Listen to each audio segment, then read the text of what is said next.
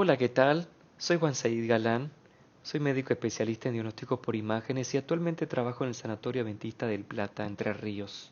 Es para mí un placer poder compartir con ustedes este caso clínico radiológico que espero sea de utilidad para todos.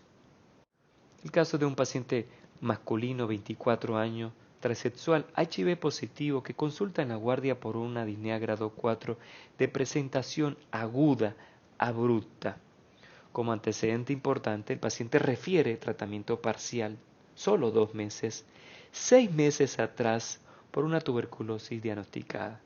Al examen físico se constata taquicardia, taquinea, disnea, el paciente se encuentra subfebril, dolor, hemoptisis, eritema de la región glútea y pelvis y sobre todo altos requerimientos de oxígeno.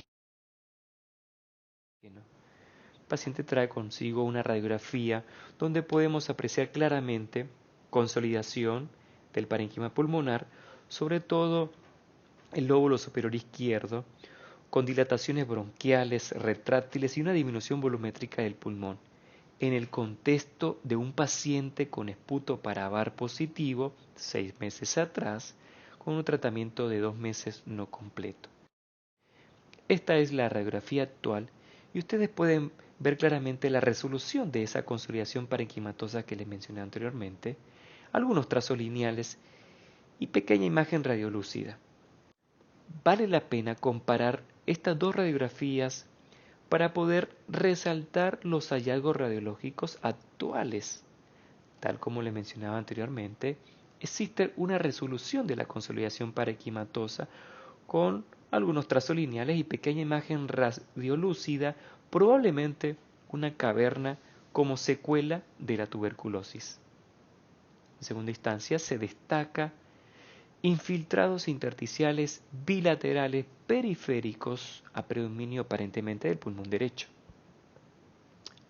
Hay que tener en cuenta los siguientes signos radiológicos que nos puedan orientar en la búsqueda del diagnóstico preciso. Tal como señala la flecha, en la silueta cardíaca del lado izquierdo se evidencia una mayor prominencia del segundo arco como una expresión de probable dilatación de la arteria pulmonar. La siguiente flecha muestra ilio pulmonar derecho prominente y comparando ambas radiografías se visualiza discreto aumento del diámetro transverso del área cardíaca. Entonces, en un paciente con disnea grado 4, instalación aguda y probables signos indirectos de hipertensión pulmonar, ¿qué hacemos?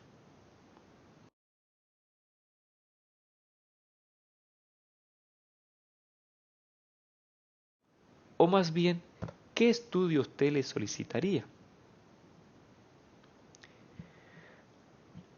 Por la alta sospecha de tromboembolismo pulmonar que era evidente, por los signos indirectos, ilio prominente, congestivo, presencia del segundo arco, el estudio ideal en este paciente sería una angio-TC. Comparto con ustedes algunos cortes axiales en ventana pulmonar, aclarando que los vasos principales, lobares y cementarios se ven normales. Se sabe que el angio-TC para los vasos subsegmentarios tiene menor valor predictivo negativo, pero no te da un cuadro clínico radiológico como el de nuestro paciente. Si bien es cierto, no les presento a ustedes una ventana mediastínica, les puedo asegurar que no se veían defectos de relleno intravascular, salvo signos de hipertensión pulmonar como ustedes pueden apreciar. La arteria pulmonar prominente, 4 centímetros aproximadamente, una ligera dilatación del ventrículo derecho y mínima rectificación del septum interventricular. Y bueno, tal como muestra las flechas, se debe resaltar, ¿no? Estos infiltrados en vidrio esmerilado, difusos, bilaterales y sobre todo periférico. En este corte coronal ustedes pueden ver claramente las opacidades vidrio esmerilado, difuso, bilaterales y periférico. Entonces, todo esto sumado a la instalación aguda, disnea grado 4, más signos de hipertensión pulmonar, nos ayuda a acercarnos al diagnóstico.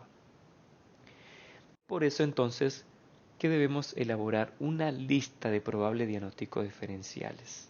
Les presento acá 6 probables diagnósticos,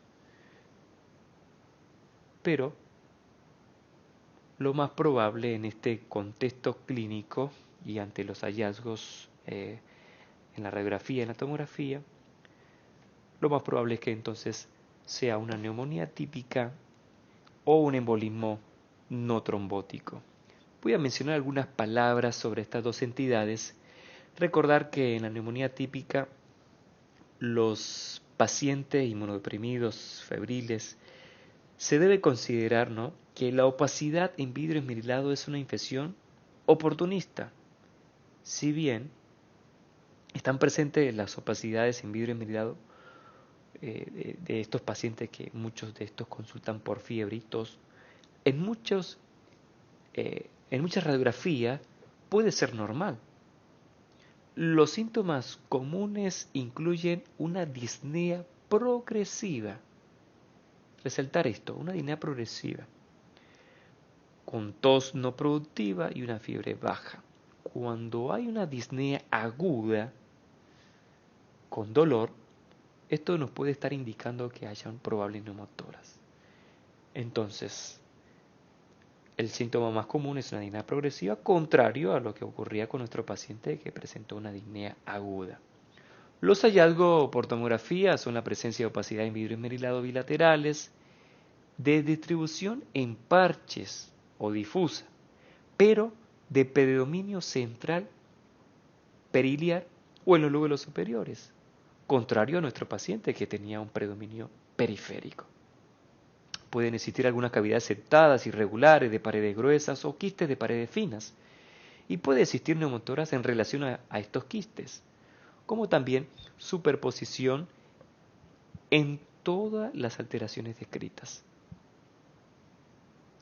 Algunas palabras sobre embolismo no trombótico, que incluye todo un amplio espectro de entidades, que no es muy frecuente. Y podemos mencionar algunas entidades como por ejemplo embolismo pulmonar séptico en pacientes con endocarditis, adictos, infecciones cutáneas, portadores de catéter, etc. Otro puede ser un embolismo hidatídico como una complicación de quiste, embolismo graso en pacientes con fracturas de hueso largos, trasplante, quemaduras, y otros como por ejemplo líquido amniótico o embolismo no trombótico en un caso tumoral, etcétera, ¿no? Todo esto que les estoy mencionando debe ser evaluado en el contexto clínico del paciente. Y si ustedes recuerdan, al principio les mencioné que nuestro paciente es un paciente transexual y él refería eritema en las regiones glúteas. Así que tras el interrogatorio dirigido, se constata induración y signo de flegosis en dicha zona, por lo que se hace unos cortes a nivel de la pelvis, tal como ustedes pueden ver en la imagen, y a nivel de los muslos, donde podemos apreciar claramente la importante infiltración de los tejidos grasos y el aumento de espesor y la alteración de la densidad de esta zona. Inmediatamente al paciente se le realiza una ecografía para poder demostrar el signo de la tormenta de nieve, que un poco más adelante les voy a mencionar.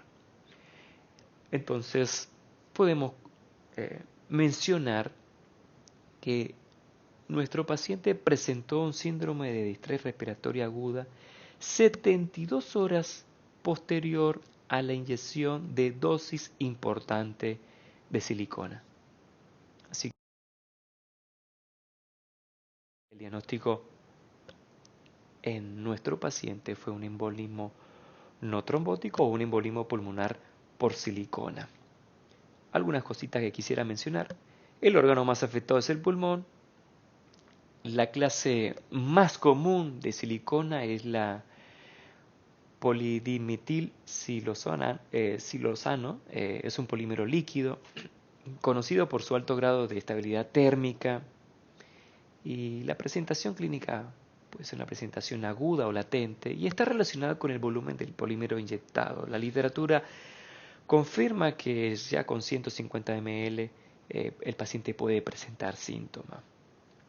Por lo menos hay 3 propuestas o 3 teorías que trata de explicar cómo es que llega la silicona a estos sectores y por lo menos 3 mencionarles: la entrada a la circulación general de los canales linfáticos en el lugar de la inyección, fagocitosis por histocitos y la disposición generalizada en el sistema reticuloendotelial, o la que quizás explica un poco mejor es la penetración secundaria al aumento de la presión del tejido perivascular. Lo más importante en este caso que les estoy presentando es poder recordar, poder hacer énfasis en los hallazgos radiológicos en esta entidad. La bibliografía consultada resalta que tanto en la radiografía como en la tomografía, lo más frecuente o el patrón predominante son los infiltrados en vidrio esmerilado difusos bilaterales de predominio periférico. En segundo lugar, pueden existir algunas opacidades con broncograma aéreo en los lóbulos inferiores. Y como les mencionaba anteriormente, el signo de la tormenta de nieve no es más que silicona libre. Podemos entonces observar a través de la ecografía, a nivel de la hipodermis, una marcada alteración difusa de su ecoestructura, de la hipodermis, que la compromete en todo su espesor.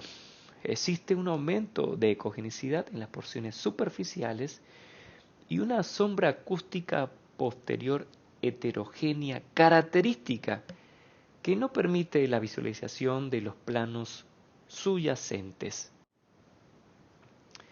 Ante la presencia de síndrome de distrés respiratoria aguda, el uso de esteroides muestra un beneficio potencial, tal como pasó con este paciente.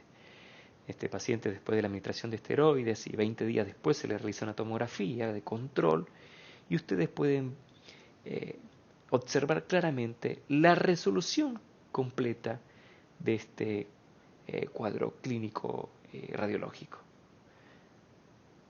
Bueno, muchísimas gracias por darme la oportunidad de presentar este caso clínico que, como dije al principio, espero haya sido de utilidad para todos. Les dejo esta imagen del Río de los Colores, que está ubicado en Colombia, Caño Cristales.